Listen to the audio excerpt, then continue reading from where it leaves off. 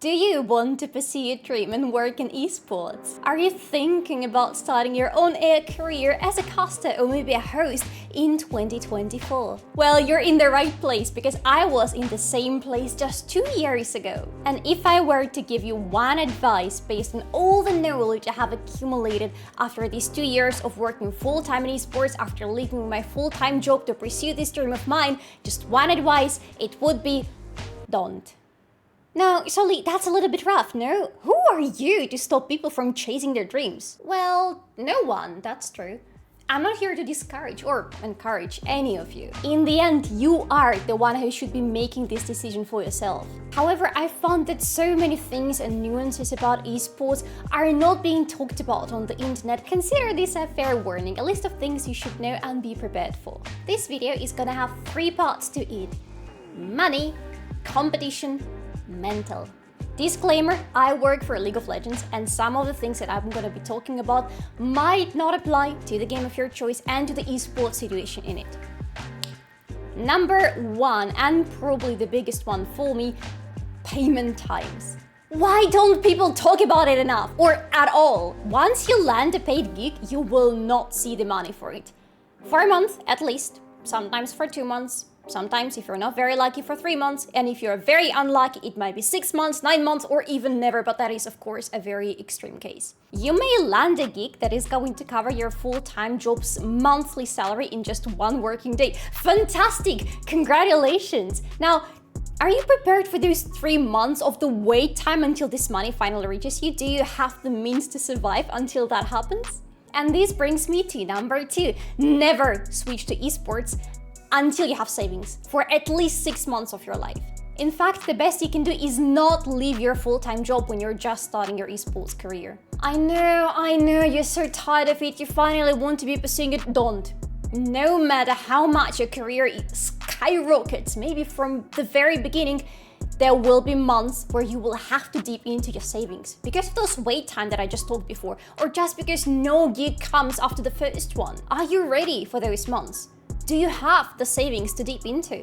Shox has talked about how she got a part-time job when she was in the very beginning of her own career just to pay the bills. I stayed at my full-time job for half a year until I knew I had enough savings to finally take the leap of faith. And to this day, I still have months where I have to dip into those very savings. I feel like it's just a general rule or advice. You should have savings because you never know how wrong things can go in your life. You need to be prepared for anything.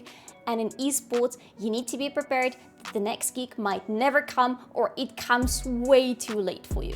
Number 3, the off-season. Landing a year contract with a league of any size is great, don't get me wrong, but don't get fooled. A year in League of Legends years is not the same as a normal human year. In majority of the cases in League of Legends, you have 2 seasons within the year. So you have the one that happens in the winter and spring, and you have the one that is the summer season. And that's all that you get in terms of the regular seasons. You will find yourself with no paid broadcast in between the spring and the summer split, which is a short period of time, it's bearable. But then, once the summer is over, there is no regular broadcast for you up until January of the next year comes. Unless we're talking top major leagues, this is going to be a huge dead season for you. You may catch some smaller gigs, of course, and that's going to be absolutely wonderful, but nothing big and regular is going to happen for you for many months during a year. That brings us back to the savings, or to the payment in League of Legends in general. Once you get paid for the gig, don't just be happy with a huge chunk of money that you just got on.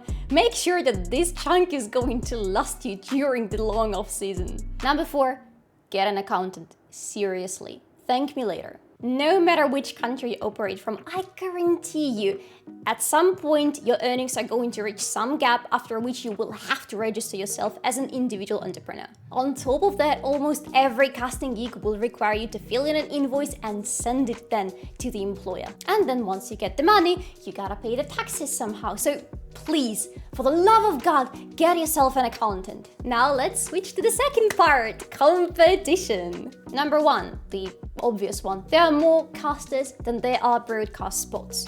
You gotta get ready for that. We have had an influx of really bright and talented people in the last couple of years. And unfortunately, you see some of them who are bright and wonderful and icons for you, and they're sitting without any regular gigs. Why?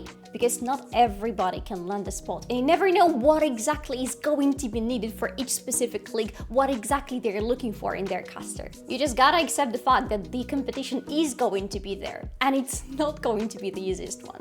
You're entering the field where everybody is so passionate about what they're doing that it's really going to be hard to stand out just with the passion itself. Number 2, you need social media presence.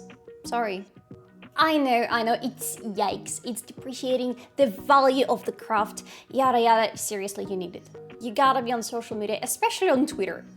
I'm gonna call it Twitter, okay? Treat it similarly to acting, singing, dancing, modeling, these sorts of careers. You might be the best in your craft, but how are people going to know about it? How is your potential employer going to know how great and valuable you are? You must get your name out there, you must become visible, and you must be networking as much as possible. I can tell you from my own experience, I've received less job offers via my official email than in my Twitter direct messages. Treat your page as a portfolio. Keep your individual persona there, but make sure that if somebody wants to hire you, they can easily find your portfolio. They can easily find who you've worked for and some examples of your work. Number 3, a positive one for a change. Your competitors, the one I've talked about, are actually your best friends. I mean, to be fair, I did become friends with quite many of my colleagues, but that's not what I'm talking about. That's a slightly different thing. Listen to me. I cannot name a single caster who has refused to help me when I reached out to them. In fact, quite the opposite. I can name you quite some casters who have reached out to me first, asking if I need some help with any specific topic. Get out there, talk to people. If someone doesn't reply, someone else will. I guarantee you that there are so many things and nuances in casting and in this game that you might simply not know and not find anywhere if you're just starting in this career. You need to reach out and ask these people because they are going to be your best source of knowledge. Some casters even offer learning materials, some do it for free, some do it behind the paywall. Either way, the only thing that you really need to start reaching out to people and talking to them about the job of your dreams is a friendly approach. Okay, now the uneasy part, the mental stuff. Number 1, don't read the chat or Reddit or even Twitter sometimes. Don't.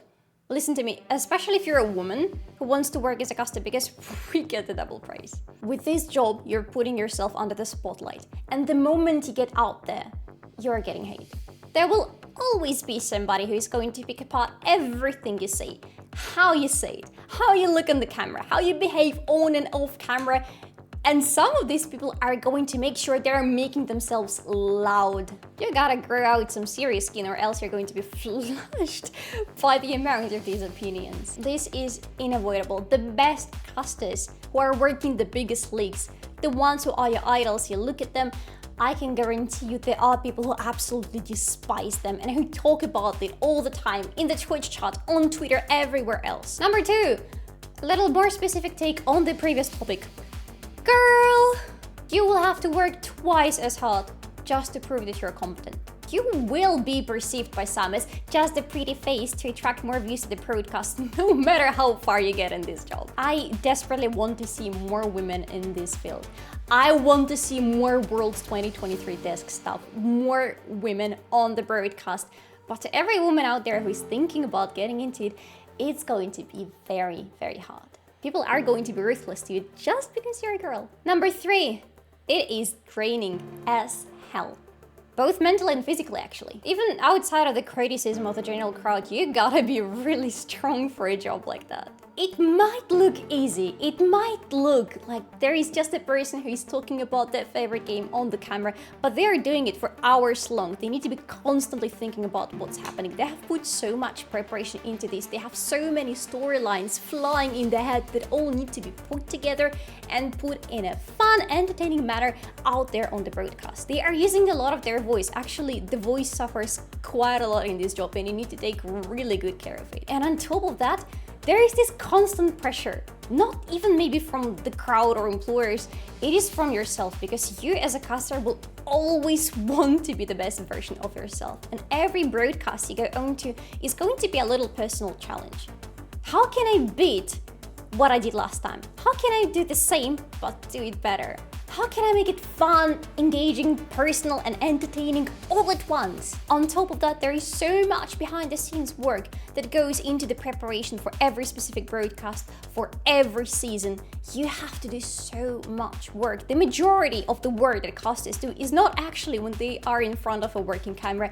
It is what happens before that. It is what happens when they're sitting at home watching so many matches, reading so many things, writing everything down, discussing it with their colleagues, preparing the scenarios, preparing for everything that's going to happen, what they're going to talk about, what might be thrown into there. There is so much happening, and this is a very tiring job. And you will not get paid for it. You will get paid for the final product, for your hours in front of the camera.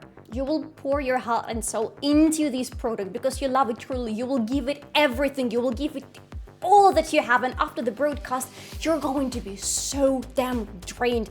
After the season you're going to be completely exhausted. In the off season, however, you're going to dread it. You're going to not be able to wait until the next season comes. You know why? You know why I'm making it so scary? Because this is what's going to happen if you truly love what you're doing. And if you're chasing a career in esports, I am pretty sure you already have it in you.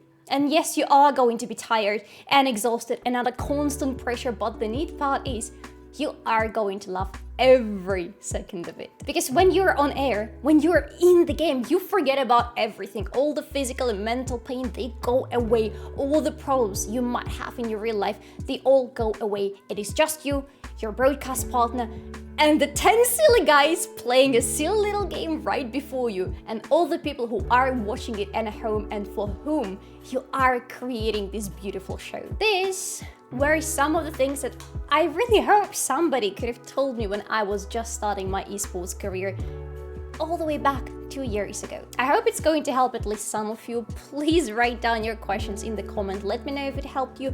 Let me know if you disagree with anything. I am always open for a conversation. My name is Solari and I love you all very, very much. Thank you for watching and have a good day and good luck in your esports career if you decide to jump into it.